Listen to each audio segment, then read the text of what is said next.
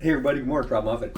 Guys, today I want to talk about an important subject, um, the cost of housing, how people can't afford housing anymore, and the terrible fires that have been going on in California, which are going to create incredible changes in insurance cost and building construction and all. It's going to be like a giant rock that hits a pond, and we're going to have waves to travel out, and we don't know what's going to happen. But almost assuredly, it's going to be more difficult for people to afford houses, even more so than they are experiencing now. And what I want to talk about is a possible solution. I'm coming at this from a person who has worked in construction, but that was years ago. I have a lot of ignorance in financing and construction and so on. So this is coming from a good place. I want to see if I can help with an idea I have, but I don't want to say that I have the answer, because not only there's a lot of stuff I don't know, there's a lot of stuff I don't even know I don't know when it comes to these areas. But I want to talk about this because I don't see anybody else talking about it. There's a type of construction called steel, concrete, insulated panels. It's SCIP. It has so many benefits. I've been fascinated with alternative architecture, ways that people could build their own house and not have to pay a fortune to the bankers and the developers and HOAs and everything. And it's been more difficult year after year, decade after decade, for people to afford their own homes. And I think this is one way that has a lot of answers for a lot of different things that people don't talk about or think about. SCIP panel is a construction where they have a slab of foam, and on the outside is a wire, like a fence, that is spot welded, and there's wires that go in between the foam and connect the wire on both sides of the foam. And so it's 4 feet by 8, standard size construction, lightweight. And I'll go over all of the advantages and some of the disadvantages right now. The first advantage of this type of construction, it's been done before. Jimmy Carter, when he was working with Habitat for Humanity, he built some of these homes in Homestead, which was ground zero where Hurricane Andrew came ashore, and about 20 some years ago in Florida, maybe more. Those were some of the only homes that withstood the hurricane at that location. It's a very strong type of construction. It doesn't rust, rot, delaminate, crumble, crack. It doesn't burn. It's earthquake resistant, it's fire resistant, and it's hurricane resistant. You have a monocoque, a one-piece construction, because a lot of times you build houses and there's 1,000 different parts. But when you build these buildings with the foam and you put the cement over, you can also build the roof in the same manner. So the roof is connected to the walls, which are connected to everything else. So everything is one piece. Where a regular house construction, you have 1,000 boards or whatever. And so if a hurricane comes and gets under one shingle, it blows off the whole roof. Or your door on your garage, if it's weak and the wind blows in the garage door, now the wind gets in the garage and it blows out the side of your house. Like I said, you don't have to worry about the insects or the mold. If you get a flood, there's not much there for mold to grow on. It's extremely interesting material. But there's so many I got 10 more advantages. You have it's lightweight, so if you don't have to have a crane come to your construction site to move different trusses and everything, you can have a very small crew. You can have a 2-person crew and not just do the walls, you could do the roof too. You can assemble stuff, put it in place by hand, and just wire tie it and assemble it, then shotcrete the concrete on the outside, so you have a solid wall on both sides. You have basically low skill. You don't need a lot of skill. It's not like a major carpentry skills or masonry, bricklaying skills. It's much simpler method of construction. You don't need a lot of fancy, expensive tools or trucks or special equipment. If you have to put some plumbing in, you can just cut out the foam in between the wires and lay in the plumbing in the wall that way. If you have to make some changes, you can get a wire strip, cut the wires, and then just take a handsaw and cut the foam to the right size.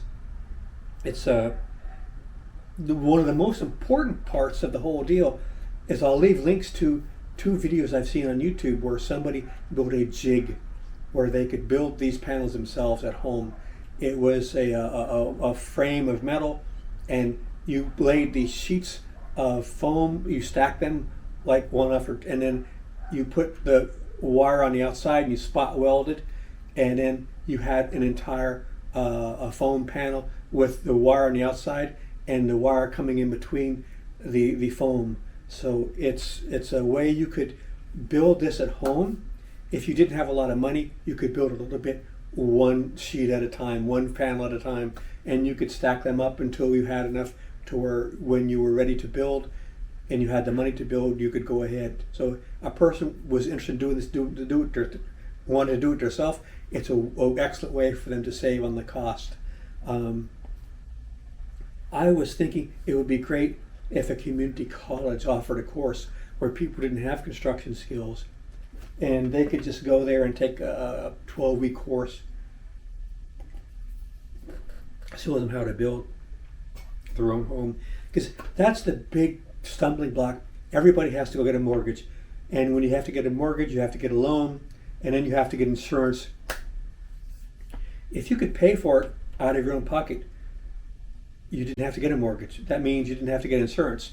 You didn't have to get a loan and pay so much percentage every month on that loan for 30 years. So you could do this a bit of time till you had all the raw material, and you could go with friends that you had got construction experience from taking the courses and assemble this your house yourself. You could have building inspectors come out and inspect. Like when you build your experimental airplanes, you have people look at your process throughout the build, and you could see if you were doing it correctly and stop any mistakes. But if you had a uniform design that could be used by many people, you could work out the bugs, so it'd be something that you wouldn't have to get the zoning and the building departments to approve everything each time. You could have something that was a uniform design that was common throughout the country people were building, and so you already met code throughout the country. You wouldn't have to worry about so many things. It's like I said, it's very, very wind resistant, fire resistant, earthquake resistant, resistant to flood. It's very long lasting. It's not like some wood construction that you have to worry about Formosan and termites getting hold of it. And we had a beautiful building in South Florida, in Miami. It was the old Legion Hall on the bay, in Biscayne Bay, 62nd Street. It had been there for 100 years. Core rock on the outside. I think termites must have been the inside, because instead of making it into a historic site, they just tore it down. And I think it was because of termites sometimes. So if you get some pests in certain houses, they're goners. It's not worth saving. You have a type of building material that can be built so it resembles other contemporary designs. You don't have something that sticks out like a sore thumb that looks really weird. Because this is just panel construction, 4x8, you can use it to build many modern, simple designs that would not look out of place in any part of the country. Like I said, if you build it yourself, you won't need the insurance. Now, what are some of the negatives? One of the big negatives is that when they have wire on the outside, it's metal, and they have the metal ties that go through the foam that hold and connect the wire together, that acts as a heat sink. So in some places it's really cold because the concrete is very thin. It's not going to keep the cold from getting onto that wire and going through the wall into the inside. So if you live in Baraboo, Wisconsin, you would have to have some sort of modifications where you had interior insulation, because you're not getting the insulation that you would imagine you would get from the foam because of the wire going through. Also, foam and wire, it's not cheap. You end up having the cost of the SCIP panels and the type of construction, even with all of these benefits.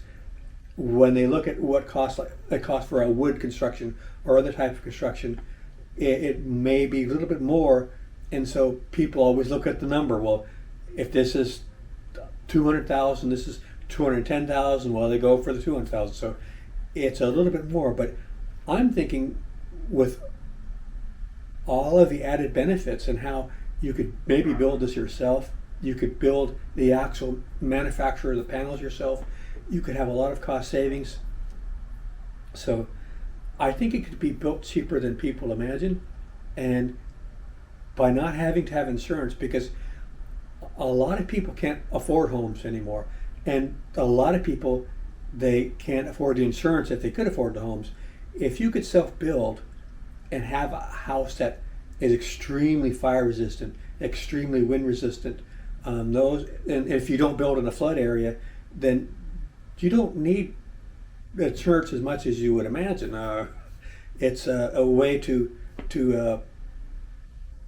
gamble a little bit on yourself, and it's a way.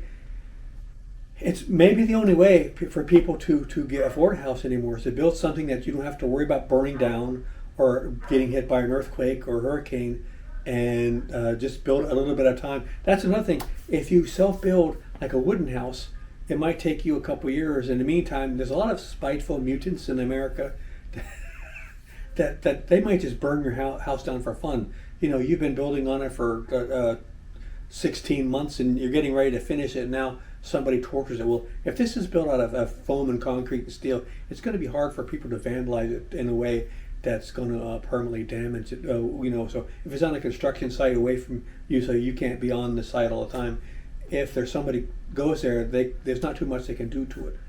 So you've always got to be thinking about that too. There's so many benefits. The fact that you can build it yourself, the fact that you can build the panels yourself, the fact that it's all one piece, so a hurricane can't blow it away. It's extremely fire resistant. If the houses in California were built this method, you wouldn't have had a disaster. So we're going to have to find ways that people can afford houses. One way would be to stop large corporations from purchasing rental houses or single family homes that people need to live in as investments. There should be ways for people to form communities and live in a country instead of increase shareholder value. We have to. Capitalism is good, but you have to have people to have capitalism. Otherwise, you end up living in tyranny amongst strangers. It's not a good future. I think you need houses, you need communities, you need the middle class, you need people to afford their own homes and place for their kids and a place to live and have hope in the future. And you got to give people a way to survive. And I think having a way for people to build their own homes in a simple, inexpensive manner that is windproof, fireproof, rustproof, rotproof. It's got so many advantages, and I think more people should look into it. There's so much I don't know about this. I'm talking off the top of my head. I mean, I've researched it, but I've never done it myself, and so I'm a false prophet. I haven't done this myself, but I think I don't see anybody talking about this. So at least maybe more people could start looking into this and finding ways to get around the objections. And so many people, they only know how to get to the road no. You can't do that, so they stop. You need to go and find the road to yes. If you have a problem and everybody says no, well, keep going till you find a way to get to yes. Don't just stop. I mean, keep looking. Don't give up. And this is something I've been thinking about for a long time. When I found out you could build those panels yourself and how inexpensive the process is, and you have something that the hurricanes have a hard time knocking down and burning down, and you don't have to pay the bank every month and get screwed by the insurance company. So it looks like a good deal to me. SCIP panels. So that was my little talk this morning. And I hope I don't get judged too harshly for talking about stuff I don't truly know what I'm talking about. But if you look at it yourself and you find something I need to rethink, leave comments in the comment section about what I got wrong and what can be done to get to the road that goes to yes, because we have to come up with ways for people to have their own houses and have their families and raise their kids and have communities and have a country. Otherwise, we're just going to be living in a bad place. So, yeah. Variety channel, guys. You never know what you're going to find. This is another one of those variety videos. All right. We'll go back to the sandwich toaster videos real soon. All right, guys. Take care. See you out there.